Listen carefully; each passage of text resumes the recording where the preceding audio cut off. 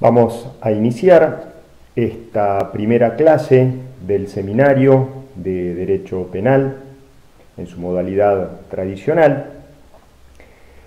El tema que nos ocupa en este caso es la prevención del delito más allá de la pena. Esta temática debe enfocarse más que nada, si bien está justamente dentro de la materia de derecho penal, desde una óptica de la criminología. Esto es, que si bien vamos a utilizar conceptos o la temática global va a ser de derecho penal, el enfoque más particular va a ser desde el punto de vista de la criminología. Como una introducción a este tema, podemos hablar de los fines de la pena. Existían varias ideas en cuanto, o las más generalizadas, que esto sí se ha visto en Derecho Penal 1, en cuanto a cuáles serían o cuáles eran los fines que tenía la pena dentro justamente del ámbito de aplicación del derecho penal. Por un lado teníamos lo de la prevención general, esto es, la idea de que la pena impuesta a una persona que había cometido un delito iba a servir para disuadir al conjunto de los ciudadanos o al público en general de cometer a futuro hechos similares. Entonces, cada vez que un ciudadano se encontraba ante la oportunidad de cometer un delito, obviamente iba a hacer el análisis de esa situación en la cual alguien, por haber actuado de la misma manera, había sido sancionado. Y por lo tanto, lo que se buscaba era hacer declinar las expectativas que tenía la persona al momento de actuar, justamente para finalmente hacerlo desistir. Esto era una visión utilitarista propia del pensamiento ilustrado principalmente. Y vuelvo a reiterar, tenía como un objetivo la prevención general a partir justamente de la pena. Después estaba también la idea de que la pena impuesta a la persona que había cometido un delito era para evitar que vuelva a hacerlo. O sea, lo que se buscaba era una transformación. La pena iba a actuar como una herramienta transformadora del delincuente a los fines de que a futuro no volviera a cometer el delito. O sea que lo que se buscaba a través de la pena era un fin de rehabilitación del delincuente. Y por otro lado, por último, tenemos la idea de que la pena impuesta a una persona que había cometido un delito, lo que buscaba era que a futuro no vuelva a cometerlo, neutralizando su capacidad de actuar en ese sentido. ¿Cómo se lo neutralizaba? A través justamente del encierro. Durante el tiempo que se encontraba en prisión, obviamente no iba a poder cometer, por lo menos en el ámbito público, un nuevo delito. Podía cometerlo, eso sí, puertas adentro de la cárcel, que de hecho son casos que suceden. Y obviamente en nuestro país no se aplica, pero sí hay otros países donde se aplica la neutralización total, o sea, la neutralización permanente, que esto tiene que ver justamente con la pena de muerte. Entonces, vemos que la segunda opción y la tercera están puntualmente focalizadas en el delincuente. Pero en líneas generales podríamos decir que el primer fin de la pena era como una prevención en tanto disuasión del resto de la comunidad para cometer delitos. La segunda visión que tenía la pena era la de la corrección ya puntualmente del delincuente, y la tercera también, sobre cabeza del delincuente, la neutralización. No obstante, estas ideas, ¿no?, que tenían que ver con el fin de la pena, ya se empezaban a mencionar incluso en la época de la Ilustración otras herramientas como fines para justamente evitar la comisión de delitos. Beccaria manifestaba que era mejor evitar los delitos que castigarlos, y proponía, entre otras cosas, como una herramienta para evitar delitos, la iluminación de las personas, esto es, la educación. O sea, como una herramienta fundamental para evitar delitos, proponía, más allá de la pena, la educación.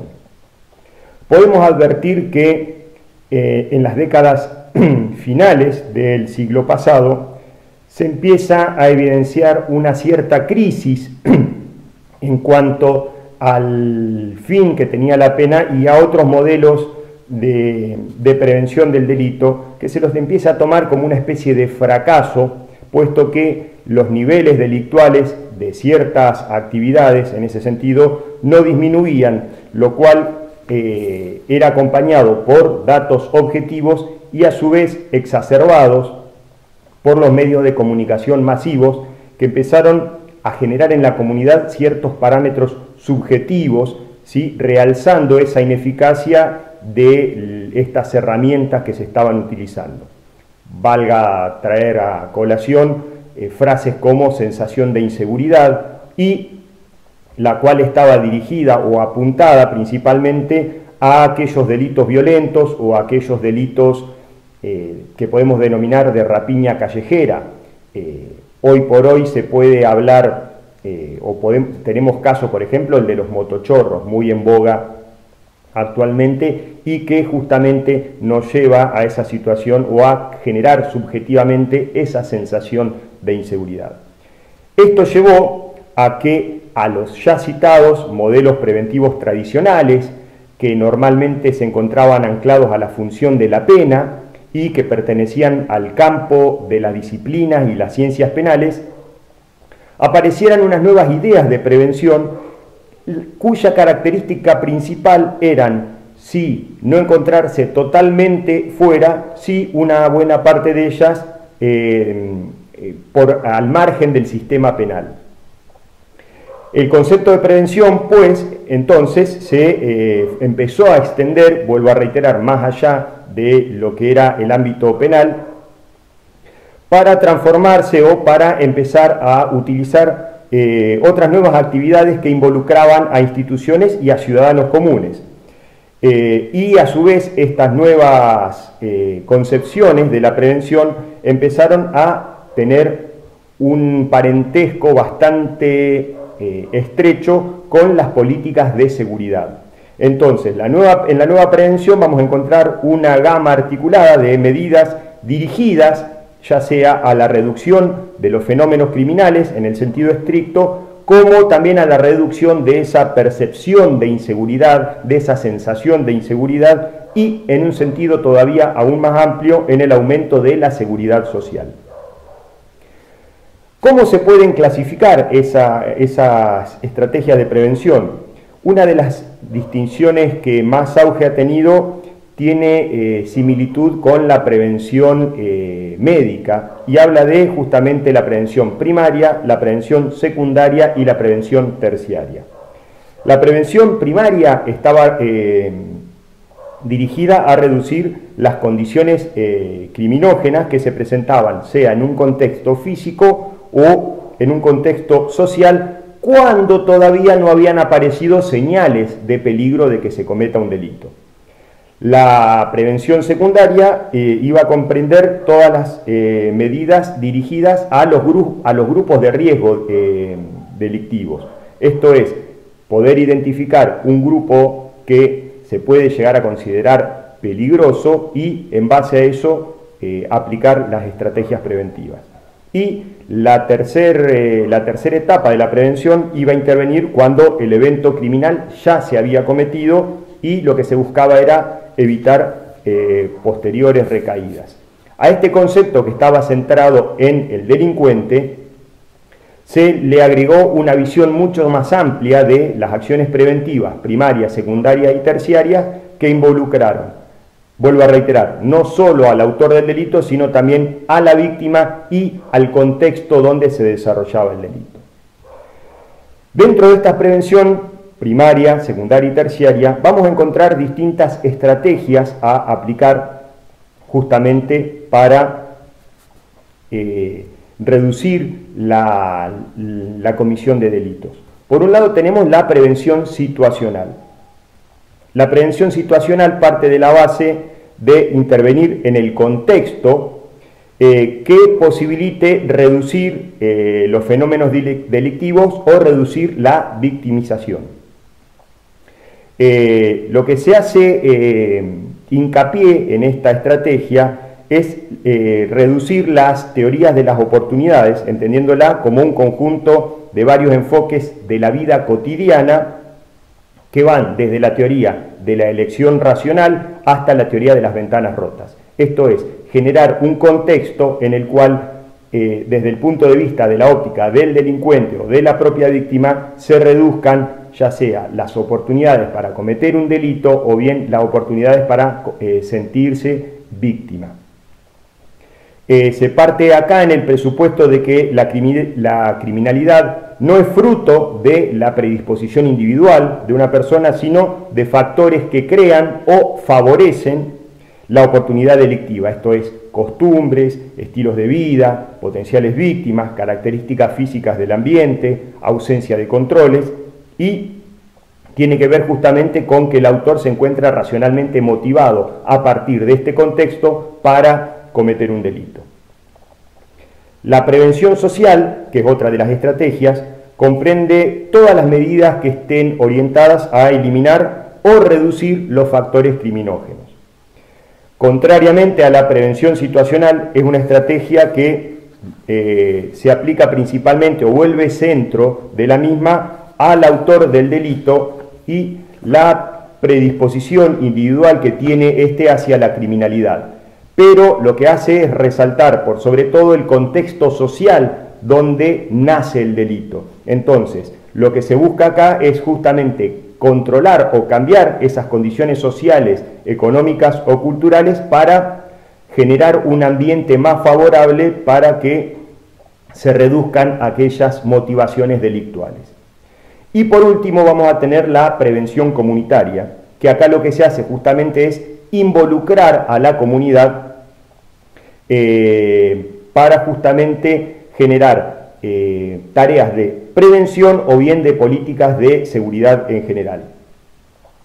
Esta prevención la vamos a entender o debe ser entendida de forma extensiva porque puede comprender estrategias dirigidas a sostener la participación de los ciudadanos, ya sea como prevención en el plano individual o en el plano colectivo, con objetivos muy diferentes. Puede ser el respaldo a la comunidad, puede ser el mejoramiento del ambiente físico y social donde se desarrolla la vida de esa comunidad y hasta la reducción de oportunidades delictuales a través de distintas formas, como pueden ser la vigilancia llevada a cabo por parte de los mismos ciudadanos. El carácter que distingue puntualmente a la prevención comunitaria de las otras formas es que justamente se da por parte de los ciudadanos que se encuentran circunscriptos en un área, un territorio urbano bien definido. Esto sería, en líneas generales, de qué se trata el tema del seminario, que es la prevención del delito más allá de la pena. Centrado, vuelvo a reiterar, en estas estrategias prevencionales que, como vimos, no tienen nada que ver con los fines de la pena o no tienen nada que ver principalmente con el derecho penal.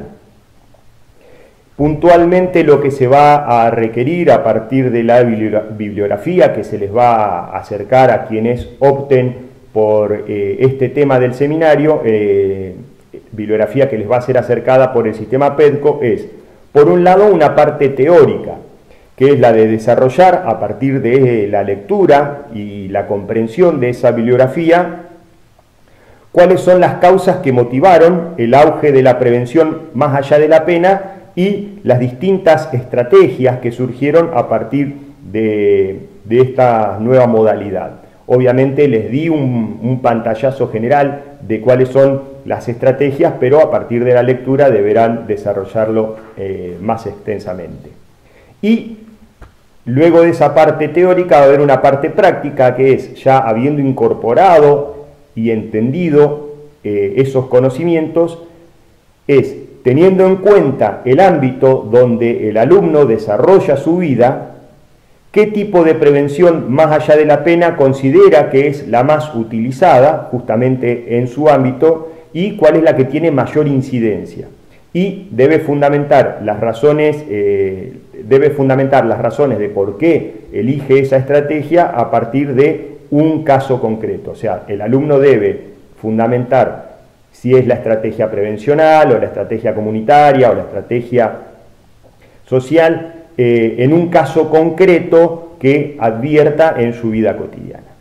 Esto sería todo. Nos mantenemos en contacto a través del sistema PEDCO para todos aquellos alumnos que tengan intención de hacer este tema, y en la plataforma PEDCO les voy a facilitar la bibliografía y a su vez evacuar cualquier consulta que tengan al respecto con respecto a este tema.